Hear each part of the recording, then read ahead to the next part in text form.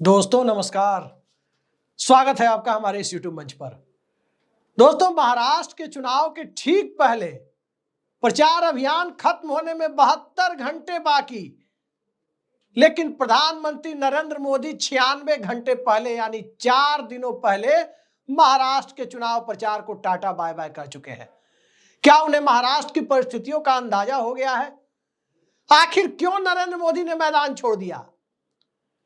क्या परिस्थिति उत्पन्न हो गई? नाइजीरिया का दौरा क्या वाकई इतना महत्वपूर्ण हो गया? चुनावी मशीन मानी जाने वाली भारतीय जनता पार्टी के लिए, जिसमें पार्टी का शीर्षस्थ नेता आर्थिक रूप से देश के सबसे समृद्ध राज्य महाराष्ट्र के चुनाव को छोड़कर जाने पर मजबूर हो गया? क्या महाराष्ट्र में खाली कुर्सियों ने नरेंद्र मोदी को मजबूर कर दिया कि इस राज्य में बहुत ज्यादा राजनीतिक संभावना नहीं है? दरअसल महाराष्ट्र का चुनाव एक ऐसी दिशा में बढ़ चला है जिसमें भारतीय जनता पार्टी के लिए, और बहुत साफ गोई से कहा जाए तो असली उम्मीद केवल और केवल 148 सीटों पर है। उन 148 सीटों पर जहां भारतीय जनता पार्टी खुद चुनाव लड़ रही है। अब कोई सोच सकता है 288 सदस्यों की असेंबली है, 145 बहुमत का आंकड़ा है, और बहुमत के आंकड़े से केवल 3 ज्यादा सीटों पर बीजेपी चुनाव लड़ रही है। भारतीय जनता पार्टी की स्थिति वही हो गई है कि सहयोगी दलों की तरफ से जो मिल गया उसे ही मुकद्दर समझ लेने के हालात जब बन गए, तो इस हालात को क्या सबसे पहले इस देश की चुनावी राजनीति के मजे हुए खिलाड़ी बन चुके नरेंद्र मोदी ने समझ लिया है? सबको आश्चर्य हो रहा है। एक तरफ महाराष्ट्र में इस बात की चर्चा होने लगी है कि अजीत पवार का बयान, फिर शरद पवार के बयान के द्वारा उनकी पुष्टि, और फिर अजीत पवार का इनकार कि अडानी बैठक में थे नहीं थे, अडानी पैलेस में, अडानी हाउस में बैठक हुई। ये सारी बातें जब एक साथ आने लगी तब लोगों को ये लगने लगा कि कहीं ऐसा तो नहीं है कि पार्टी की बिखरती संभावनाओं के बीच भतीजे ने चाचा के सामने शांतिपूर्ण सरेंडर कर दिया और भारतीय जनता पार्टी इस चीज को समझ गई है। क्या हुआ नहीं हुआ ये किसी को नहीं पता, लेकिन अजीत पवार के बयान में अडानी का जिक्र, शरद पवार के बयान के द्वारा उसकी पुष्टि, और फिर अजीत पवार के द्वारा मुकरने की कोशिश, लेकिन नाम अडानी नाम के व्यक्ति की जगह अडानी हाउस का लिया जाना किसी भी तरह से किसी एनडीए के या महायुति के रणनीतिकार के गले उतरता है?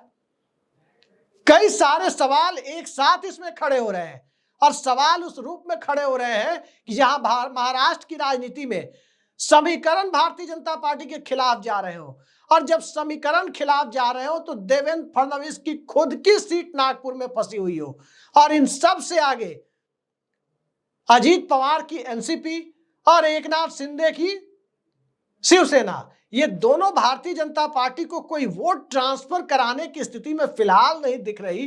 तो क्या भारतीय जनता पार्टी से एक बड़ी रणनीतिक चूक हुई है? इतनी बड़ी रणनीतिक चूक कि भारतीय जनता पार्टी को अपनी चुनावी संभावनाओं को केवल 148 पर ही तलाश करना है। आज की तारीख में महाराष्ट्र में जो बातें चल रही है, जो हालात बने हुए हैं, उसमें बहुत ज्यादा दिमाग लगाने की जरूरत नहीं है। सबको समझ में आ रहा है कि 45% वोट जो मराठा और मुस्लिम समुदाय के हैं, वहां से तो महाविकास आघाड़ी यानी उद्धव ठाकरे, राहुल गांधी और शरद पवार का गठबंधन टेक ऑफ करता हुआ दिख रहा है, और फिर उसके खिलाफ बाकियों को एक जगह इकट्ठा करने की कोशिश जो भारतीय जनता पार्टी कर रही थी, वो भी महाराष्ट्र बनाम गुजरात की लाइन जब जमीन पर बिछी हुई दिखे, उसमें उसकी संभावना खत्म सी होती हुई दिखाई दे रही है। और खासकर वो खात्मा कब दिख रहा है? वो खात्मा उस रूप में दिख रहा है कि प्रधानमंत्री नरेंद्र मोदी को सुनने के लिए लोग नहीं आ रहे। जमीन पर गठबंधन कम लठबंधन ज्यादा दिख रहा है, और बागियों की पूरी कतार दिख रही है। कितने बागी देखे जाए? शिंदे गुट वाली सीटों पर यानी शिवसेना की सीटों पर अजीत पवार की पार्टी जितनी मिली उससे ज्यादा लड़ रही है। भारतीय जनता पार्टी जिन्हें टिकट नहीं मिला उनके लोग भी जाकर चुनाव लड़ रहे हैं। आखिर इस तरह के चुनाव अभियान के बीच जहां बागी कंट्रोल नहीं हो पाए, जहां गठबंधन सहयोगी वोट ट्रांसफर करा पाने की स्थिति में नहीं है, जहां सामाजिक समीकरण खिलाफ जा रहे हैं, जिस ओबीसी वोट के भरोसे भारतीय जनता पार्टी कूद रही है, उन ओबीसी वर्ग की सबसे बड़ी मांग जाति जनगणना को लेकर बेहद आक्रामक तरीके से, जाति जनगणना और आरक्षण के कैप को 50% से ऊपर ले जाने के मुद्दे को लेकर बेहद आक्रामक तरीके से जब राहुल गांधी कूद गए हैं महाराष्ट्र में, यहां तक कि आखिरी दौर में लोकसभा चुनाव के बाद जब सोशल वेलफेयर स्कीम, समाज कल्याण योजनाओं को जिस आक्रामक तरीके से लॉन्च किया गया, लाडली बहन योजना जो चल रही थी मध्य प्रदेश में, उस योजना की एक नकल महाराष्ट्र में उतारी गई। बावजूद इसके उस मुद्दे पर वोट तो कांग्रेस पार्टी अपनी तरफ शिफ्ट कराती हुई दिख रही है, इंडिया अलायंस यानी महाविकास आघाड़ी की तरफ शिफ्ट कराती हुई दिख रही है, और वो जिम्मा भी प्रियंका गांधी ने उठा लिया है।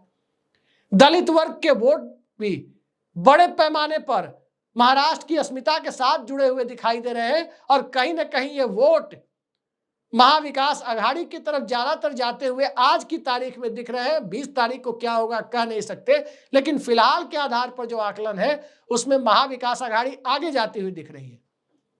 लेकिन इस आगे जाने के दौर में प्रधानमंत्री के द्वारा 4 दिन पहले प्रचार अभियान छोड़ दिया जाना, जनता में इससे क्या संदेश जाता है? भला कोई भरोसा करेगा कि जिन नरेंद्र मोदी की सरकार में, मैं 2017 का वाकया आपको याद दिला रहा हूं, संसद का सत्र, शीतकालीन सत्र इसलिए डिले कर दिया गया, इसलिए देर कर दी गई उसे शुरू करने में, क्योंकि गुजरात का विधानसभा चुनाव चल रहा था। क्या प्रधानमंत्री का नाइजीरिया दौरा संसद सत्र से ज्यादा महत्वपूर्ण तो नहीं था?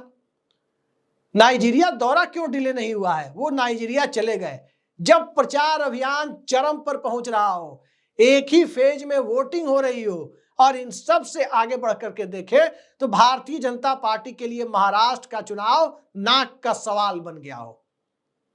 नाक का सवाल इसलिए क्योंकि वहां से 48 लोकसभा सीटें आती है। नाक का सवाल इसलिए क्योंकि एनडीए के अंदर नानी फैक्टर यानी नायडू और नीतीश, ये दोनों अपने अपने तरीके से दबाव बढ़ाते जा रहे हैं। नाक का सवाल इसलिए क्योंकि भारतीय जनता पार्टी में नरेंद्र मोदी को संघ के सामने भी जवाब देना है, और नाक का सवाल इसलिए क्योंकि पार्टी के कार्यकर्ताओं के मोराल बूस्टअप करने के लिए पूरे देश में हिंदुत्व की जो पूरी की पूरी इलेक्टोरल लाइन बिछाई गई है, उस इलेक्टोरल लाइन पर सरपट बीजेपी को दौड़ाने के लिए महाराष्ट्र का चुनाव एक बेहद महत्वपूर्ण चुनाव है, खासकर बीजेपी के लिहाज से। महाविकास आघाड़ी के लिए तो एक करो या मरो की स्थिति है, और करो या मरो की स्थिति इसलिए है क्योंकि शरद पवार ने अकेले, उद्धव ठाकरे ने अकेले पूरी तरह से भारतीय जनता पार्टी और उसके शीर्ष नेतृत्व के खिलाफ महाराष्ट्र की जमीन पर एक मोर्चा खोल दिया है। यह मोर्चा पार्टी तोड़ने को लेकर भी है, यह मोर्चा पार्टी का सिंबल छीने जाने को लेकर भी है, यह मोर्चा मराठी मानुष की अस्मिता से भी जुड़ा हुआ है, और यह मोर्चा महाराष्ट्र के प्रोजेक्ट को उठाकर गुजरात या दूसरे राज्यों में शिफ्ट किए जाने को लेकर भी है। लेकिन इन सब के बीच अडानी भी आ जाते हैं। इन सब के बीच पूरा का पूरा वो चुनावी खेल सामने आ जाता है जिस खेल के सहारे जिन राज्यों में जनमत से सरकार बने वहां जनमत से बनाओ, जिन राज्यों में जनमत से सरकार नहीं बने वहां ऑपरेशन लोटस के तहत सरकार बनाओ, और जिन राज्यों में इन दोनों से सरकार न बने वहां पर जांच एजेंसियां और ईडी का दुरुपयोग करके सरकार बनाओ। यह सारा खेल महाराष्ट्र में हुआ, और जब सब कुछ महाराष्ट्र में हुआ, 50 खोके एकदम ओके लोगों की जुबान पर चढ़ गया, तो विधानसभा चुनाव भी आ गया। विधानसभा चुनाव जब आ गया, उसके ठीक पहले लोकसभा का भी चुनाव आ गया। लोकसभा का चुनाव जब आ गया, वहां पर महाविकास आघाड़ी ने भारतीय जनता पार्टी को चारों खाने चित कर दिया। और उन सब के आगे बढ़ करके देखें तो महाराष्ट्र में भारतीय जनता पार्टी के सामने जो प्राथमिक तौर पर जो सबसे बड़ी कमी दिखाई दे रही है वो क्या है? नेता को लेकर देवेंद्र फडणवीस, सामाजिक आधार के तौर पर महाराष्ट्र में ब्राह्मण मुख्यमंत्री, ये लोगों को सोचकर हंसी आती है। तो सामाजिक समीकरण में बीजेपी पिछड़ गई क्योंकि नेता के तौर पर देवेंद्र फडणवीस, नैरेटिव के तौर पर गुजरात बनाम महाराष्ट्र के टोन का सेट होता जाना, मुद्दे के तौर पर मराठी मानुष और मराठी अस्मिता का सामने आ जाना, और इन सब से ऊपर बढ़ करके देखें तो महाराष्ट्र की अपनी पार्टी जो दोनों राष्ट्रीय पार्टियों से इतर एक ताकतवर छत्रप के रूप में दो नेता जहां उसका नेतृत्व करते हैं, शरद पवार और उद्धव ठाकरे, उन पार्टियों को छिन्न भिन्न करने की कवायद किया जाना। आम जनता की स्थिति महाराष्ट्र में सभी जानते हैं। 17 लाख के करीब सरकारी कर्मचारी ओल्ड पेंशन को लेकर हड़ताल कर रहे थे, सांकेतिक हड़ताल भी की थी। आम जनता की स्थिति में किसान भी आते हैं जो अपनी जीवन लीला समाप्त करते हैं, जो पूरे देश में दर सबसे ज्यादा है। आम जनता की स्थिति में प्याज के भी किसान आते हैं जिनको अपनी फसल की उचित कीमत नहीं मिलती। और आम जनता की स्थिति में छात्र तो हमेशा से पिसने के लिए ही बने हैं, चाहे वो उत्तर प्रदेश हो, बिहार हो, दिल्ली हो, हरियाणा हो या महाराष्ट्र हो। तो सोसाइटी का हर सेक्शन, समाज का हर वर्ग जहां भारतीय जनता पार्टी और उसकी नीतियों से, आर्थिक नीतियों से 10 साल तक देश में हिंदुत्व और मोदित्व की चाशनी में डुबोए हुए इस लोकतंत्र को देखते हुए एक अलग तरह की परिस्थिति में खुद को पा रहा था, वो सेक्शन क्या महाराष्ट्र के चुनाव में भारतीय जनता पार्टी के साथ हो जाता? खाली कुर्सियां दरअसल पंडाल या मंच की खाली कुर्सियां नहीं है, फील्ड की खाली कुर्सियां नहीं है, ये नरेंद्र मोदी के इकबाल के खाली होते जाने का है। उनके चुनावी इकबाल के, नरेंद्र मोदी के की जो विश्वसनीयता 2013-14 में बनी थी, फैक्चुअल एरर होता था, गलत बयानी होती थी, गलत तथ्यों को पेश किया जाता था, खासकर ऐतिहासिक तथ्यों को उद्धृत करते वक्त। बावजूद इसके लोगों में विश्वसनीयता थी कि चलो भाई स्लिप ऑफ टंग हो गया होगा, बोलना कुछ चाहते थे, बोल कुछ गए। लेकिन अब तो राहुल गांधी सीधे सीधे कह रहे हैं कि अमेरिका के राष्ट्रपति की तरह मेमोरी लॉस तो नहीं हो गया। ध्यान रखिए, राहुल गांधी ने कहा है, हम नहीं कह रहे। राहुल गांधी संसद में उनके साथ बैठते हैं, 50 फीट से भी कम दूरी पर बैठते हैं। अब मेमोरी लॉस हुआ नहीं हुआ ये राहुल गांधी जानते होंगे, लेकिन जब मुद्दा जातिगत जनगणना की आती है तो एक रहेंगे तो सेफ रहेंगे और बटोगे तो कटोगे वाली बात जब बीजेपी के अंदर से सामने आने लगती है तो सवाल ये उठता है, विरोध के स्वर गठबंधन के साथ साथ भाजपा के अंदर से क्यों उठ रहे हैं? देवेंद्र फडणवीस का नाम लेकर पंकजा मुंडे ने क्या कहा कि उन्हें नहीं पता कि देवेंद्र फडणवीस इस मुद्दे पर क्या सोचते हैं, लेकिन महाराष्ट्र का यह मिजाज नहीं है। जब महाराष्ट्र का यह मिजाज नहीं है तो क्या नरेंद्र मोदी का यही मिजाज है कि जहां चुनावी संभावनाएं खराब दिखे वहां 4 दिन पहले मैदान छोड़ दो? नरेंद्र मोदी मैदान छोड़ने के लिए नहीं जाने जाते। याद कीजिए 2015 का विधानसभा चुनाव जो बिहार में हो रहा था और लालू यादव और नीतीश कुमार की साझा ताकत के सामने हो रहा था, नरेंद्र मोदी की सभाओं में उमड़ रही भीड़ ने नींद उड़ा दी थी लोगों की। बावजूद इसके भारतीय जनता पार्टी वहां पर 1/4 से भी कम सीटों पर सिमट गई थी, 3/4 बहुमत दे दिया था उस महागठबंधन को। सवाल यह उठता है कि जहां भीड़ उमड़ रही थी वहां इतना खराब नतीजा था, लेकिन जहां कुर्सियां खाली है, टेंट हाउस वालों और पंडाल वालों को भी अफसोस होता होगा कि इतनी कुर्सियां वो लगा रहे हैं, वहां आदमी छोड़िए कबूतर और चूहे भी नहीं बैठ पा रहे हैं, तो उन कुर्सियों को लगाने का फायदा क्या? वो स्थिति जब महाराष्ट्र में बनती हुई दिखाई दे रही है, बीएमसी का चुनाव भी एक मुद्दा है।